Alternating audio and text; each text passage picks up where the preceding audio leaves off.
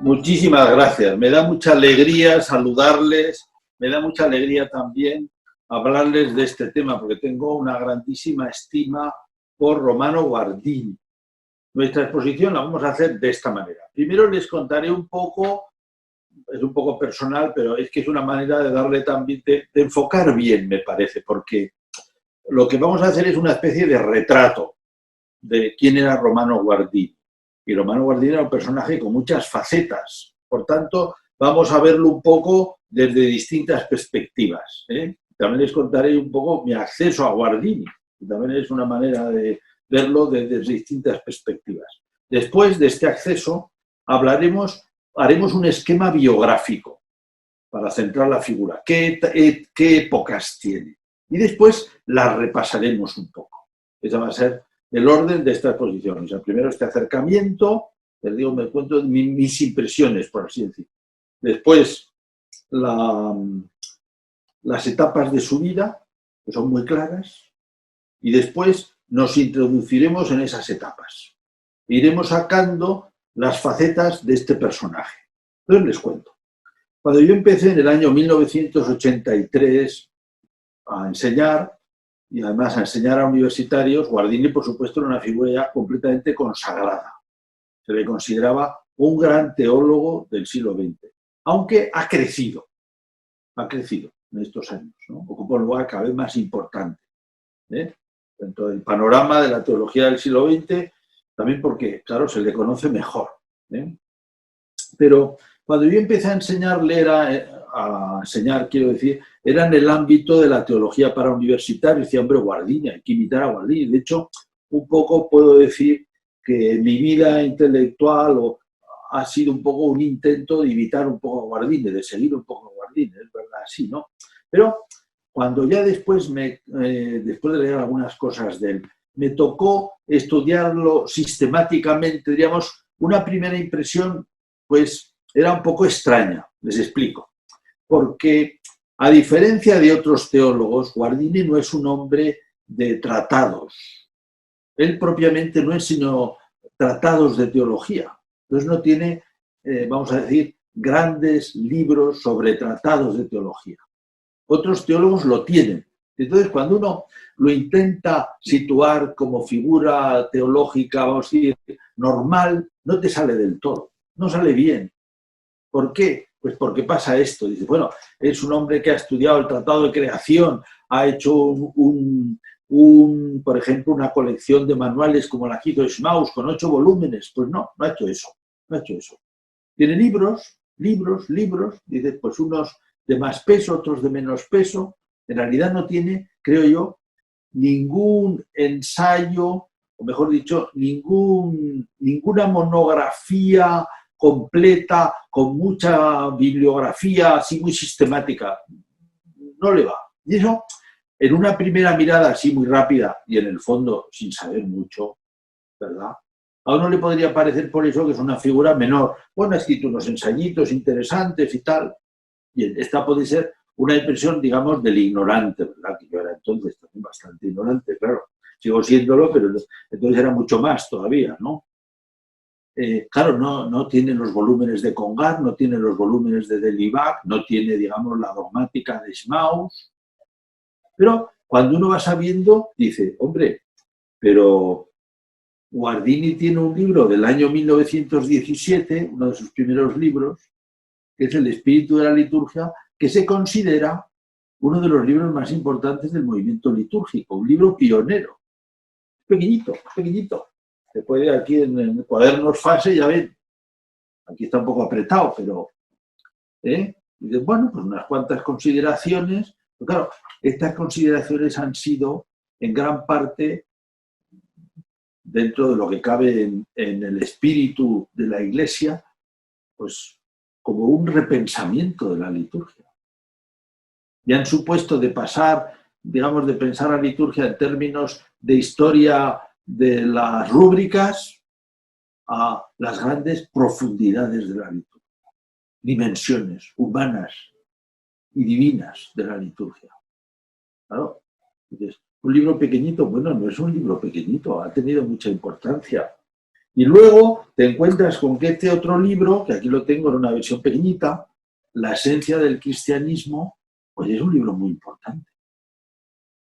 Y todos los teólogos, cualquier persona versada un poco en teología, dice cosas que han salido de este libro.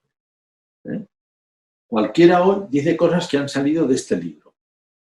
Por ejemplo, bueno, la más importante de todas, el cristianismo no es un sistema de doctrina, no es una moral, no es un conjunto de ritos. Por supuesto que tiene todo eso, pero el cristianismo, la esencia del cristianismo es una persona. Uno lo ha oído esto. ¿Y de dónde ha salido? De aquí. Esto ha salido de aquí, lo dijo él. Es que no se le había ocurrido a nadie. Bueno, quizá alguien lo habría dicho antes, pero desde luego el que lo puso en circulación fue él. ¿Y por qué lo puso en circulación? Ya lo veremos. Pero ahora estamos en esta primera aproximación que les digo, cuando uno pasa a decir, bueno, pues escribe una serie de ensayos, a decir, bueno, pero es que tiene muchos libros importantes, muchos libros influyentes. Y ya hemos dicho ya dos. El espíritu de la liturgia, la esencia del cristianismo. Este otro, Mundo y Persona. En una primera aproximación, Mundo y Persona, que es un libro bastante bonito, pero también pues no es un libro, vamos a decir, completo. No tiene muchísimas citas a pie de página, no tiene una bibliografía apabullante, está compuesto, luego te enteras, con artículos escritos para distintas circunstancias, pero ¿qué pasa? Bueno, pues que aquí está recogido, vamos a decir, la primera impronta personalista de los años 30. Guardini, que era un hombre siempre muy enterado. Luego explicaremos poco a poco por qué, porque vamos, como ven, acercándonos a las facetas de Guardini. Resulta que aquí él había conocido lo que ha escrito Martin Buber, Yo y tú, le había dado importancia, es uno de los primeros teólogos que le da importancia. Y dice, este tema de concebir el ser humano como relación es muy importante para hacer una antropología. Entonces, este libro, aunque no es un tratado de antropología, no cita a todo el mundo, no tiene una bibliografía enorme, resulta que tiene pues muchas intuiciones que son las que pone en circulación. Entonces, es un libro importante. Digamos, de entrada, con más ignorancia, uno diría, bueno, pues, fíjate, un librito. Pero sabiendo el lugar que ha ocupado en la historia, dice, no, este es un libro pionero también. Claro, ya llevamos 3 libros pioneros. No es tan fácil. Y, bueno, y también podría decir uno, el Señor. El Señor está compuesto con la predicación que él hace en Berlín entre el año 33 y el año 37. No puede decir, bueno, pues un conjunto de homilías. Bueno, un conjunto de homilías de un retrato de Jesucristo, de los misterios y la vida de Jesucristo. Profundamente pensados, además originalmente pensados, porque esa es otra cosa que uno se va dando cuenta, que Guardini es muy original. Y podría decir, bueno, ¿y por qué es muy original? Vamos, hay personas que son originales porque les gusta la originalidad o les gusta destacar. Guardini era una personalidad, digamos, como persona muy modesto y no le gustaba, vamos a decir, destacar. No era una figura, no era un figurón. Nunca quiso figurar. Pero en cambio era una persona preocupada porque los misterios de la fe se dijeran de una manera viva, de manera que pudieran llegar a la gente. Y a la gente tal como piensa hoy, mundo moderno. No repetir y repetir y repetir y repetir cosas que uno sabe, pero quizá gente que viene un poco más de lejos no las puede entender bien. Aquí hay un esfuerzo de que las entienda, hay un esfuerzo de ponerse en posición, hay un esfuerzo que será constante en la vida de Guardini de transmitir la esencia del cristianismo. No solo centrada, digamos, en una palabra, dices, es Jesucristo. Bueno, ahora explica cómo es Jesucristo. Y explica cómo es Jesucristo. Entonces, él nunca es tópico, nunca repite cosas, las que se dicen siempre repetir por repetir. No, las piensa, dice, ¿cómo se puede entender? Las piensa. Y esto forma parte constante de la originalidad de Guardini. Bueno, ya ven que aunque solo hemos puesto aquí, vamos a decir, pues 4 libros, 4 importantes, pero no pararíamos, ¿eh? Aquí han salido ya 4 muy importantes. Otro muy importante que es, digamos, ya tardío, de los años 50, el fin de la modernidad, el fin de la era moderna. ¿Eh? ¿Y aquí qué es? Pues en realidad es una conferencia donde explica, donde en realidad sitúa qué ha pasado culturalmente con las naciones cristianas que han dejado de ser cristianas. ¿Cómo ha cambiado el mundo desde un mundo medieval cristiano a este mundo moderno que mantiene distancias con el cristianismo al mismo tiempo que ha heredado muchas cosas de él? ¿Cómo es esto? Pues está aquí. ¿Verdad que es un libro muy célebre y importante? Bueno, entonces ya ves, hemos pasado de cuando uno intenta hacer, vamos a decir, la imagen de un teólogo un poco convencional diciendo, bueno, ¿cuáles son los grandes libros? O, quizás no tiene grandes libros como tienen otros, pero tiene ensayos muy importantes, cosas muy lúcidas, que de qué han nacido, de esa reflexión que él tiene, de esa voluntad de hacer relevante el mensaje cristiano. Fíjense que en el fondo el problema que tenemos de la Iglesia en la modernidad, en el mundo moderno, es que el mensaje cristiano que pertenece a la tradición de tantos países ha dejado de ser relevante, no dice nada. ¿Por qué no dice nada? Porque están acostumbrados. También porque no lo oyen. En ese sentido estamos en la misma situación que estaba él. ¿Eh? Y él dice, no, pero hay que explicárselo bien, con la fuerza que tiene el mensaje. Les tiene que llegar. Y él hace ese esfuerzo. ¿Eh? Es una de las características de Guardini. Y además, que también, o sea, para él es una cosa personalmente muy importante. Él era un enamorado de la verdad. O sea, le parece que la verdad, cuando el espíritu se aleja de la verdad, se enferma. La verdad es la vida del espíritu. ¿Eh? Y entonces, la verdad cristiana tiene que manifestarse como verdad, no simplemente como algo que se repite. Para él esto es importante. Y él consigue con eso transmitirlo. Bueno, esto era la primera parte que les decía de acceso a Guardini. Vamos al segundo punto, que es muy breve, que es el esquema biográfico. Porque es muy claro. Guardini nace, decimos, en 1885.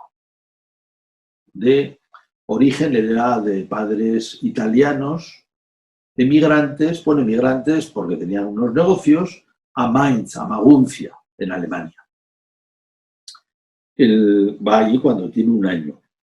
Y, bueno, en realidad se educa en Alemania, aunque se educa en Alemania viviendo en una familia italiana que es bastante, vamos a decir, un poquito cerrada, no tienen muchísimas relaciones. Esto le va a crear también algún problema. Bueno, pero estamos solo ahora designando las etapas fundamentales. Tiene una etapa de formación que podríamos decir que dura hasta los 35 años. Ya la estudiaremos un poco más. ¿Eh? Entonces, cuando tiene 35 años, hay 3 años, que son del año 20 al año 23, donde su vida cambia. Y entonces inicia un periodo en Berlín.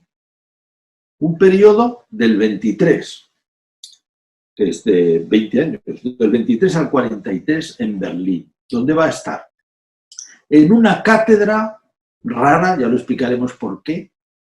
Aquí ya está la universidad, pero en una cátedra rara, no de un tratado teológico, sino de explicar cuál es la cosmovisión cristiana y católica en concreto, en Berlín. Y ahí está 20 años. 20 años que pillan, fíjense ustedes, porque son 23 al 43, 20 años que pillan el origen del crecimiento del nazismo, la llegada de los nazis al poder. De hecho, lo expulsan de la cátedra, en el año 39. Pero esos años son esa cátedra, esos años son la predicación en Berlín. Hemos dicho antes que el Señor, este libro tan importante de Guardini, ha salido allí, en ese momento. Y esos años también son años de desarrollo de su trato con grupos de jóvenes, en un movimiento juvenil. Ahora lo explicaremos. Veamos. Entonces hemos dicho, una etapa larga, hasta que tiene 35 años, de situarse, una etapa de profesor en Berlín y de predicador y de capellán de un movimiento juvenil, gestor de un movimiento juvenil también. Y todo eso es Berlín, 20 años. La guerra, 1939, 4 años de paro, aparte que lo han echado de la universidad, ¿no? Y entonces escribe este libro tan delicioso que es, en esos años de paro, Apuntes para una autobiografía. Y se lo recomiendo vivamente, la verdad. Ahora me parece que no es fácil de encontrar, pero lo tiene en cuenta. Apuntes para una autobiografía, donde él cuenta su vida, sencillamente. Cuenta su vida en un momento en que no ve mucha salida. Han llegado los nazis al poder, le han echado de la universidad.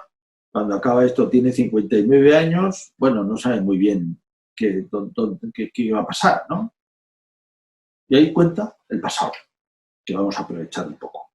Bueno, entonces decimos 35 años, 20 años en Berlín, 4 años de guerra, donde escribe esto fundamentalmente. Y luego, cuando acaba la guerra, él es un personaje importante. Antes de la guerra con los nazis, es un expulsado, es un indeseable, no lo quieren ver. Pero cuando termina la guerra pasa lo contrario, claro. Es un testimonio, él ha resistido. Es una persona que está limpia de todo el mundo nazi. Es más, fíjense, le ofrecen la cátedra de Heidegger. Heidegger, el gran filósofo que fue también rector nazi de la Universidad de Friburgo. Y fue nazi, sí, fue nazi. Fue muy nazi, fue bastante nazi.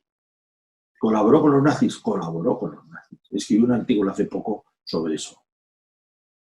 Bueno, pues él estuvo, a Guardini le pusieron para juzgar a Heidegger, que fue benevolente. Y le ofrecieron, si quería, la cátedra que tenía en Friburgo. Heidegger dijo que no. Y entonces viene la última parte de su vida, que son 3 años en Tubinga y el resto en Múnich, otros 15 años. Y ahí se repite un poco el esquema de Berlín. O sea, tiene la cátedra de Weltanschauung, de visión católica del mundo, la predicación, y ya no tiene la atención de jóvenes. Ya no lo sigue esto. De jóvenes sí, pero ya no este movimiento. Entonces ven que el esquema es como bastante claro. 35 años. Un periodo pequeño de evolución, 20 años en Berlín con la cátedra de Weltanschauung, la predicación sistemática para temas y temas, de que sale el Señor, la atención al movimiento juvenil. Y luego decimos del periodo de guerra, la segunda etapa, sobre todo en Múnich, donde son otra vez la Weltanschauung, otra vez la predicación es muy importante en Guardini, ¿eh? Y luego también hay que decir que esa época es una época de conferencias, de ensayos. Él hace muchas conferencias que luego publica. Ya es un personaje. Es llamado aquí y allá, de manera que salen muchas cosas. Y después ya dicta unos cursos finales, grandes, de moral y de existencia cristiana, son los últimos en la universidad. Están publicados, pues digamos, sin que él los arreglase, tal cual. Bueno, ahora vamos a repasar un poquito las 3 etapas, un poco, sobre todo las primeras que son más interesantes. Decimos, bien, Romano Michele Antonio Maria Guardini, nacido en Verona en 1885, decimos, la familia se traslada a Maguncia. Siempre forman un núcleo muy cerrado. Él, de joven, es una persona que no sabe muy bien qué quiere hacer. Estudia un poco de química en Tubinga, economía política en Múnich. En realidad hizo química porque el compañero de pupitre del colegio iba a hacer química y dijo, bueno, pues yo también. No tenía demasiada devoción por la química, pero ya acabó. Y con la economía política le pasó lo mismo. Se cansó un poco de la química y dijo, bueno, pues el compañero quiere hacer economía política, pues yo también. Y estuvo ahí 2 semestres y en el verano de 1905, o sea, cuando él tenía 20 años, con un amigo suyo, estando en casa de un amigo suyo, nota que ha perdido la fe, que no puede creer. Dice, no le parece creíble el cristianismo. Le pasa a los dos a la vez, ¿eh? Curioso. Y digamos, no es que hayan tenido un proceso. Y entonces piensan, pero ¿qué vamos a hacer en la vida? Entonces, bueno, en la vida lo único que vale la pena hacer es entregarse a los demás. ¿Y eso dónde se puede hacer? Pues en la Iglesia Católica. Y entonces, esto dura unos días, ¿eh? Entonces pasa, digamos, de tener una especie de pérdida de fe con el amigo, que lo hace, a los dos le pasa lo mismo, a decidir los dos hacerse sacerdotes. Bien bonito, ¿no? Misterio, por otro lado, pero muy importante en la vida de Guardini, claro. Guardini hay que decir que era bastante tímido, un poco depresivo, pasa por periodos de depresiones importantes. ¿Eh? Y bueno, y también quizá tenía este carácter, él había estado muy metido, como son las familias italianas y mucho más, vamos a decir, inmigrantes fuera de sitio, han estado muy unidos y hacia afuera, aunque él tiene muy buenos amigos alemanes, que conserva toda la vida. ¿Eh? Pero a lo mejor no tiene un trato demasiado fluido con todo el mundo. Bueno, total, que él se decide a ser sacerdote con este amigo suyo y Neufeld. Y entonces lo primero que hacen es estudiar teología. Del año 1906 a 1908 en Tubinga. Ya había estudiado económicas, pues ahora teología. Y en 1908 entra al seminario. En el seminario no está muy cómodo, claro, ya tenía una edad, porque tiene 23 años. Era mayor que el resto, eran los dos, un poco mayor que muchos. En algún momento no está muy claro si se va a ordenar o no, aunque solo está 2 años en el seminario, pero al final lo ordena, en 1910, perdón. O sea, tiene 25 años. Lo ordenan. Y también, bueno, pues dudan un poco dónde ponerlo, pues aquí, allá, en la parroquia, empieza, y por el vicario general de la diócesis de Maguncia lo mandan a estudiar. Y bueno, pues que haga la tesina, o sea, la tesis doctoral, y la hace sobre la doctrina de salvación en San Buenaventura, en Friburgo, está 3 años.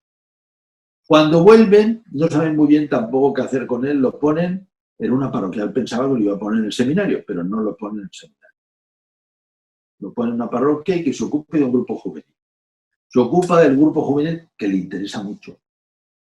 Y ahí van a hacer la vocación de Guardini a la atención de los jóvenes. Y que es muy importante. Claro, eso no lo sabe uno de entrada cuando lee un diccionario de teología. Dice Guardini, pues te dice qué pensaba, cuáles son las obras, pero en Guardini, en la biografía de Guardini, la atención de gente joven es importantísima. Es más, piensa que esa es su vocación. Antes hemos dicho que un rasgo suyo es que quiere acercar la doctrina cristiana viva a la gente, bueno, especialmente a los jóvenes. Que sea significativa, que sea significativa. No se trata de hacer rebajas, o de decir cosas originales, digamos, por decirlas. No. La doctrina de fondo, o sea, ¿quién es Dios? ¿Qué es la salvación? ¿Qué es el Espíritu Santo? ¿Qué es la Iglesia? Eso tiene que ser vivo. Y entonces, él se propone decirlo en vivo a aquellos jóvenes. Les da muchas charlas. Y además, es bastante original. Y luego, pues, inquieto y se entera por aquí y por allá. Y hace un movimiento, en ese movimiento juvenil, pues, es bastante autónomo. O sea, los chicos tienen una junta, deciden, tienen cargos, piensan, porque él piensa que es muy importante para que se formen, que obren, que hagan, que se muevan. Y todo esto quizá, algo de todo esto no le gusta al vicario general, porque no lo ponen en el seminario. Entonces, para él es un poco doloroso porque van pasando los años, lo han preparado para el seminario, pero no lo ponen en el seminario. Y entonces llega 1920, fíjate, llevamos 10 años de sacerdocio. Y dice, bueno, pues, si no me quieren, no sé, voy a decir que quiero hacer una tesis. Y si me quieren para algo, me dirán que no me puedo ir, Y si les da igual, me dirán que sí, que me vaya, ¿no? Entonces, propone hacer una tira y dicen que sí, que se vaya, que no hay problema, ¿no? Entonces dice, bueno, además, con eso se va. Además, el año anterior se ha muerto su padre. Entonces, su familia se ha vuelto a Verona, se ha vuelto a Italia, al norte de Italia, cerca de Como. Y entonces dice, bueno, aquí ya no me liga nada. Entonces, entre que no se siente muy acogido en la diócesis y luego le ha pasado también otra cosa en ese año 1920, que es, trabajando con este movimiento juvenil en una parroquia, ha conocido, bueno, era el movimiento juvenil de la parroquia diocesano, de la diócesis, y ha conocido otro movimiento juvenil, había muchos entonces en Alemania, porque estaba habiendo una renovación tremenda de esto, conoce una fundación pequeña que habían hecho, pero muy interesante, que habían hecho 3 sacerdotes, que se llama Rodenfels, en el castillo de Rodenfels. Era un castillo viejo, que un castillo muy viejo, o sea, con unos caserones, 2 o 3 caserones, una pequeña muralla, no un gran castillo, pero un castillito. Lo habían arreglado, se lo habían regalado una familia y habían empezado a hacer reuniones ahí en Navidad, en Pascua y en el verano.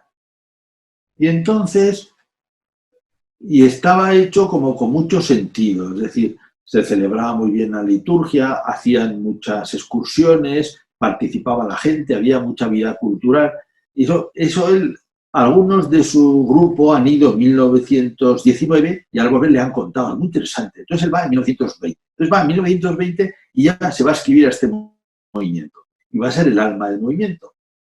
Los otros sacerdotes, bueno, pues le van dejando terreno a él y él mete, pues digamos, un fuerte componente cultural. Da mucha cultura. Y también un componente litúrgico muy grande.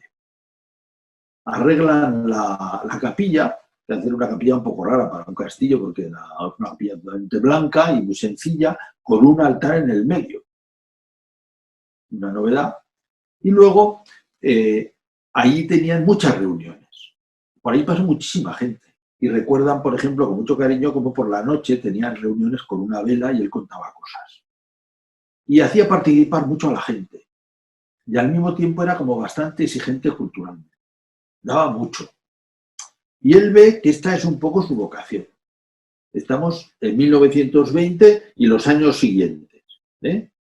1920, esto va a durar, diríamos, hasta la guerra.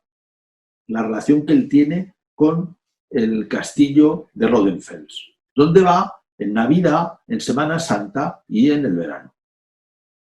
En Navidad suele ir un grupo pequeño, Semana Santa también un grupo pequeño, con mucha liturgia, y en el verano, pues va bastante gente, mucha gente. Entonces hay muchos testimonios de la época, de lo que hacía él, de cómo movía, del interés que ponía. Entonces, claro, si uno accede a Guardini convencionalmente como un teólogo más, esto no sabe de qué va, no se entera, pero para él es importantísimo, lo dice. Esto le marca su vida. Bien, y hay otra cosa que le marca su vida. ¿Qué pasa en el año 23? Hemos dicho, el año 20 se ha ido para hacer la tesis, la va a hacer del año 20 al 23, aunque en los veranos, Navidades, va a Rodenfels, al castillo, con los jóvenes. Pero el año 23, cuando termina la tesis, diríamos, está un poco descolocado, vamos a decir, de su diócesis, y además tampoco le quieren, no le van a poner en el seminario, y pasa una cosa imprevista. Él había dado unas charlas a un grupo, mientras estaba haciendo la tesis en Bonn, había dado unas charlas a un grupo de cristianos sobre el sentido de la Iglesia. Y publicó un librito. Este librito se llama El sentido de la Iglesia, que tiene una famosa primera frase, que dice: se ha hecho presente, ha sucedido un acontecimiento religioso de enorme trascendencia. La Iglesia despierta en las almas. ¿Y de qué está pasando ahora en la cultura del siglo XX? La Iglesia despierta en las almas. Lo que da como una especie de frase fundacional de la eclesiología. ¿Qué está pasando en el siglo XX? La Iglesia despierta en las almas. Bien, El libro, pues es un pequeño libro de las cosas que le ha dicho vamos, con profundidad, como ha hecho en los otros casos, a los jóvenes. Y este libro cae en las manos de un ministro del gobierno, de un ministro que en ese momento hay un ministro católico, de un partido centro en medio del caos que en ese momento es Alemania después de la Primera Guerra Mundial, que acabó en el 18, fíjense que estamos en el 23, o sea, son años horribles de inestabilidad política, de crisis económica, de revoluciones en Alemania, pero en medio de todo están haciendo esto. Bueno, pues ese ministro tiene la idea, digamos, que se le ocurre, que vista de lejos es una barbaridad, de decir, ¿por qué no hacemos en Berlín, la capital, la antigua capital de Prusia, súper protestante, ¿por qué no ponemos una asignatura católica que sea la perspectiva católica del mundo? La Weltanschauung, la perspectiva, la panorámica católica del mundo. Bueno, pues como era ministro, va y lo pone. Y va a buscarle a Guardini y le dice, ¿quiere usted dar esta asignatura? Y el otro, que no tenía dónde ir, como quien dice, pues estupendo, va. Pero claro, fíjense, la asignatura era un despropósito. Primero porque no se sabía qué es lo que había que decir ahí. Bueno, eso sería lo segundo. Lo primero de todo es que la universidad no quería ni verle. Una universidad de tradición protestante, ya digamos muy secularizada, pero ¿cómo nos van a poner aquí una asignatura de visión católica del mundo? ¿Pero estamos locos o qué? Y la universidad se cierra en banda, que no. Bueno, pues el ministro, que pasó el ministro, dice, bueno, pues mire, lo que vamos a hacer es, usted se inscribe a la Universidad de Breslau y da clase aquí, en Berlín, quieran o no quieran. Y así empieza.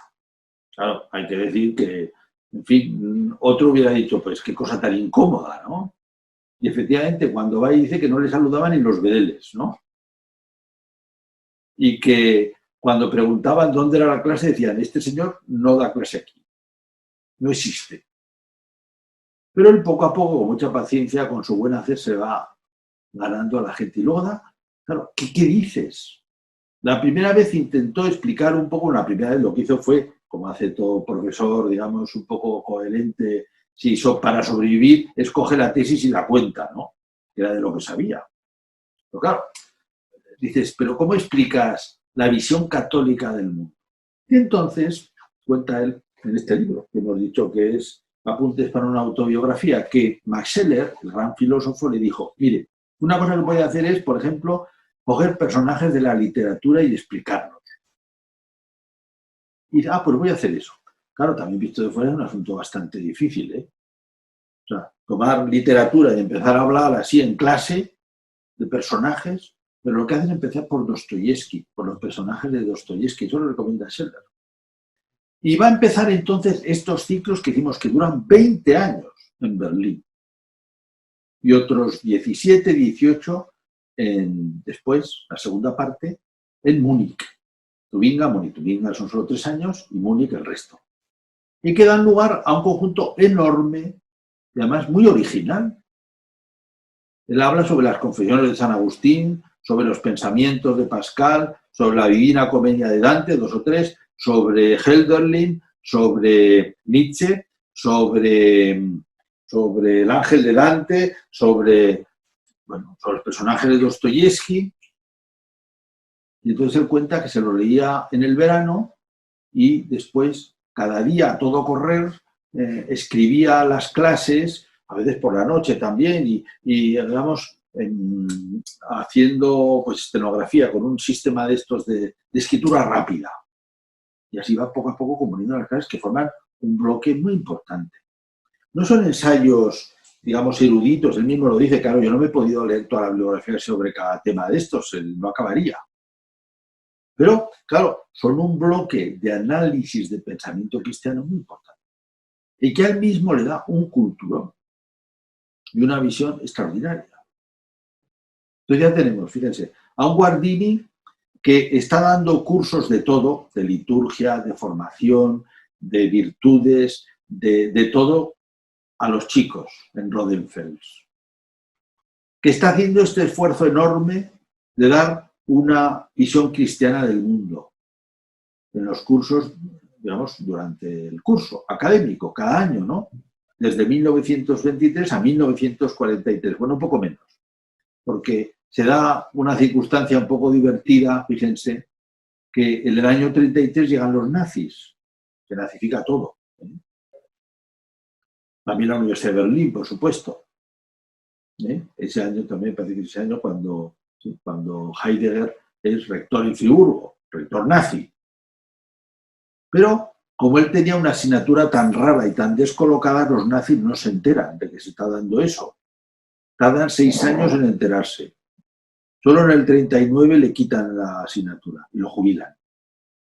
Durante 6 años está dando una enseñanza cristiana sin que los nazis se den cuenta en la Universidad de Berlín y dando estos cursos tan interesantes. Bueno, pues ya tenemos esta primera época. Claro, en esos años él ha hecho un bloque de meditaciones muy importante, ha repasado la figura del Señor, y al mismo tiempo pues se ha formado culturalmente de esta manera tan extraordinaria. Llega la guerra y pues bueno, tiene este momento en que se retira a casa de un amigo suyo en Mosshausen del 39 al 44. Ya para entonces ha escrito La esencia del cristianismo, Los signos sagrados, Vida de fe, Esencia de la fe, etc. Ya da un montón de cursos de estos que además los va escribiendo. Porque además la tradición alemana es que los cursos se escriben. Las clases son por Lesungen, son cosas leídas, con textos escritos. Como os digo, él los escribía con un sistema de escritura rápida, pero luego en el verano va leyendo los del año siguiente y va componiendo el libro de lo que ha hecho ese año para publicar. Bien. Y luego llega por fin la última parte de su vida, que es ya Tubinga, Múnich, 1948-68. Ya es un hombre muy reconocido. Sigue con los cursos de Weltanschauung, que esta vez en Múnich, ya una universidad, digamos, dentro de una zona la más católica de Alemania, una predicación que ahora es en la iglesia de la Universidad San Ludwig, donde todavía hay el gran recuerdo de la predicación de Guardini, San Ludwig, en Múnich, ¿no? Que es la iglesia que está en la misma calle de la universidad, la iglesia de la universidad, muy bonita, y sigue con los cursos sobre Weltanschauung cristiana. Bueno, y luego ya por todas estas conferencias que les he dicho.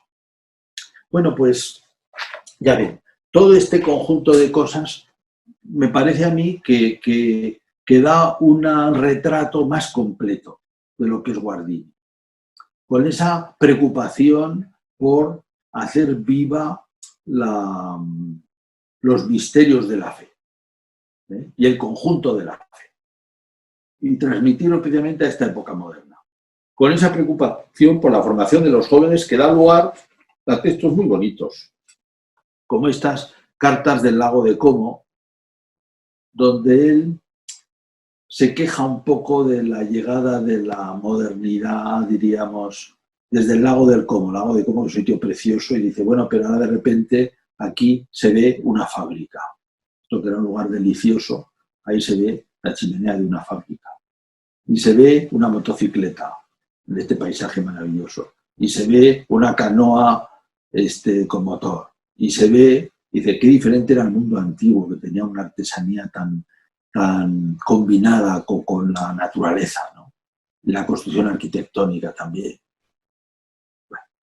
Y este libro, pues tan bonito, que también es las cartas sobre autoformación, que son, pues, charlas que él daba a los alumnos y que les habla del silencio, de la oración, de la sinceridad, de la limpieza de conciencia, o este otro, las etapas de la vida, como es la juventud, como es la niñez, como es la ancianidad. Bien, pues ya ven, esto que hemos hecho rapidísimamente es un retrato de Guardini, pero viendo un poco las facetas. Ya decíamos, si lo hubiéramos querido ver solo como un teólogo a partir de los libros y simplemente hablando de ideas, no lo ponemos bien.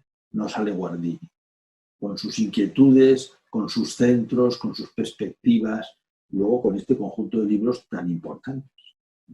Pues aquí lo dejamos y si quieren pasamos a las preguntas.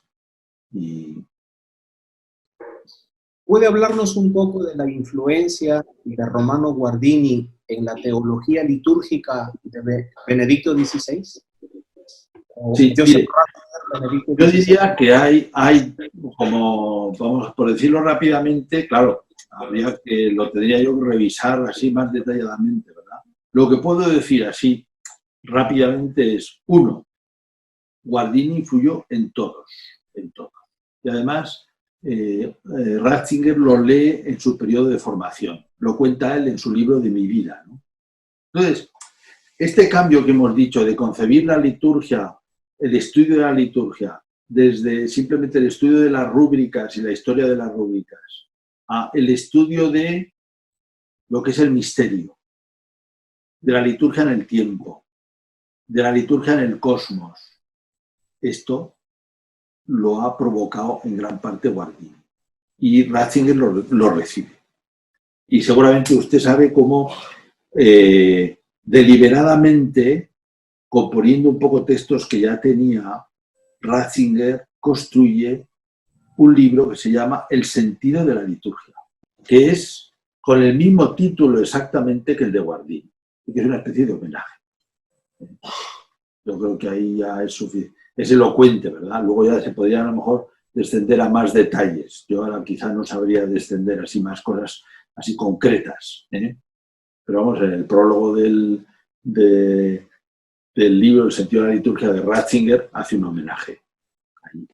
Y como te digo, claro, como muchas de estas cosas ya las sabemos todos de la liturgia, pues ya no parecen tan originales, pero se las debemos a él muchas de ellas. Ratzinger también.